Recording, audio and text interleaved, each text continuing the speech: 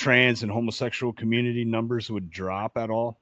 Or do you think it's all like a chemical whatever, or just a difference in mindset?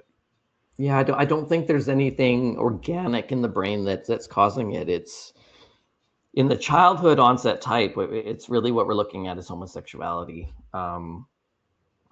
So I think, I mean, in the prison data, we're definitely seeing, they did have some data on childhood experiences of sexual trauma or childhood abuse. And I don't have those stats right in front of me, but it was somewhere in the ballpark of like 70% of the trans people had been severely abused as children. So that does seem to be a correlation in trans identity as well as criminality. Right on. What I don't have is some of those stats on men and women in general, like how many of them also experienced severe childhood abuse. So I don't have those numbers to compare to whether the trans identified inmates were scoring higher in abuse. But I mean, there's reasons why people become criminals, right? I mean, I don't. Yeah, a lot of reasons. They say that there's a very tiny percentage of people that are born with like psychopathy. That's like some psychopaths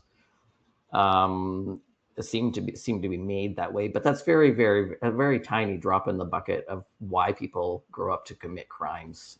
These most people who have criminal profiles tend to come from histories of abuse and trauma.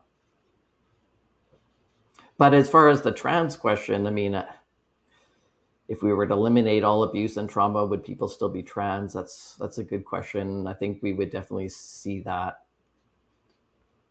I would think that we would see that reduced. But I mean, what's going on now is so different from what we were seeing 30 years ago.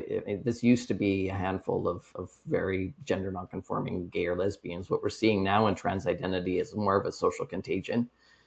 That a lot of girls in particular are adopting trans identities more as like a social fad or a social contagion that didn't actually have that childhood onset type.